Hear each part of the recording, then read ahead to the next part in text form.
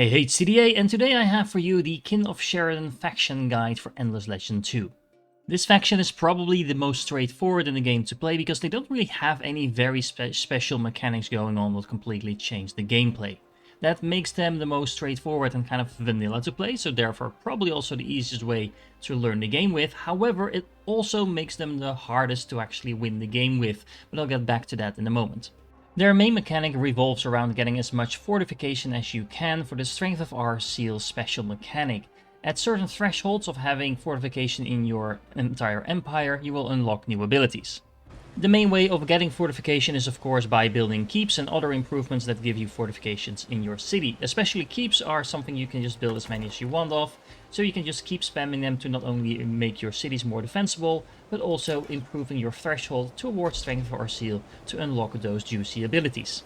However, it is worth noting that each of these abilities comes with a cost. You need to pay an influence cost to just use this ability, and then it's going to have a cooldown of a certain amount of turns before you can use it again. Which means not only do you need to think about whether or not it's worth the influence to spend, but you also need to keep in mind that you can't just spam that. So if you use it, you'll have to go a lot of turns without using it right after.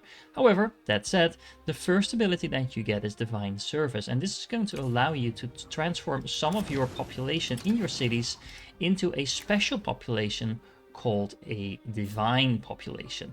Now if you compare that to the normal Kin of Sheredyn, these just get a +2 industry whenever they are in the artisan slot, which is a pretty decent bonus. However, the divine population gets a +1 industry, +1 dust, and +1 science, regardless of what spot you put them in. That bonus by itself is already pretty strong. However, once you reach a population of 3 divine population, that bonus is going to get doubled. And once you have 6 of them, the bonus is going to get tripled. So that is 3 production, 3 dust, and 3 science for every single one of these populations, regardless of what slot you're putting them in. When I say that, you might be tempted to just start spamming that ability as soon as you get it, but I recommend that you wait until you get at least 5 of your normal population, because they actually get you a bonus as well, which is the improvement military press. Now, building this in your city is going to give you a +2 influence bonus on your military districts, and because you also want to be building military districts, because you want that fortification, this is just going to make all those keeps you're going to be spamming around that much better. Speaking of military districts and keeps, I recommend that the first technology you pick up is the Strength of Garen technology. This is not only going to give you a +5 defense on all your military units, which is honestly pretty awesome to begin with, but it's also going to give you a +2 industry on every single one of your military districts, which means that along with the faction specific upgrade that you already have, that is going to give you a +3 approval on every single military district. Basically, a keep turns into something that is gonna make your people happier, your city stronger, and make you more productive on top of that. It's pretty much a mini version of the works building at that point, but with all kinds of other benefits included. And because the keep itself is pretty cheap to build, it's a very efficient building to just spam as the first 1 or 2 buildings in every single city that you have. It also makes those keeps a pretty solid long-term investment, because at some point you'll also get access to the Legionaries Workshop, a faction-specific improvement that is going to give you additional industry for every fortification that you have in your city. Now, it's very easy to get your city up to 1,000 fortification, or even more than that. 2,000 or 2,500 is even not that difficult. So that means that Legionaries Workshop is going to give you a pretty decent industry bonus as well. So let's say you have a lot of fortification, what else can you use your abilities for? Well, first of all, you're going to get rejuvenation. That is going to allow you to have a unit move once again during its turn, which makes it really handy for either getting your armies to the correct side of the battlefield, exploring, things like that. Now, on top of that, and I'm going to skip one ability, you can also have an ability to replenish faith. This is going to literally just heal up your army, which is quite convenient if you're doing a lot of fighting. So between those 2 abilities, you can really go out into the enemy's front lines, do some damage, heal up, and do it all over again, because the rejuvenation ability also allows you to attack for a second time during your turn. And then, if that wasn't enough yet, there is another ability you can use in combat, which is called Wrath of the Skies. This is literally going to allow you to rain down fire from the heavens and damage not only the unit that you're targeting, but also all the other units around it. Now, I just used it on my own unit, which is of course not recommended, but that's just to show you that the armies around it actually also got hit by it. So yeah, make sure you use that and think about where you're using it before you start blowing up your own units. Which brings me to the last but very important thing to note about these powers is that you can only use them within your own territory or within a territory that you have a chosen one unit. Now, just don't be confused by the names. The architect unit that I'm highlighting now is actually the chosen one, and you can only build a limited amount of those. So if you check out your production tab, you can see right now I can only build 4 of these in my entire empire. So make sure you build them because they are really strong and put them to good use in combination with your abilities. Which brings me to the last ability that I skipped for the moment, and that is the Blessed Earth one. This is going to allow you to just straight up get 10 resources from any resource deposit on the map, assuming, of course, that it is either within your own territory or you have a chosen one unit in that territory. So as an example over here, you can see this is my territory. I can use it on my own mines. This is outside of my territory, but because I have an army with a chosen one unit in here, I can still grab some of these resources and just have them instantly added to my overview. This makes the Kin of Sheredyn faction especially useful to get a wealth victory with, because for the wealth victory you need to have 20 strategic resources of all the types in your inventory and you need to keep them there for 5 turns. But if you can just steal 10 of those from any resource point on the map with a single cooldown of 5 turns, that means that within those 6 turns that you need to trigger it twice, you can get a full stack of one of these resources without even trying, so that means you can focus your energy on the other 5 resources, and of course you can just keep using this ability, so it's pretty easy to stack up a lot of resource and win through this.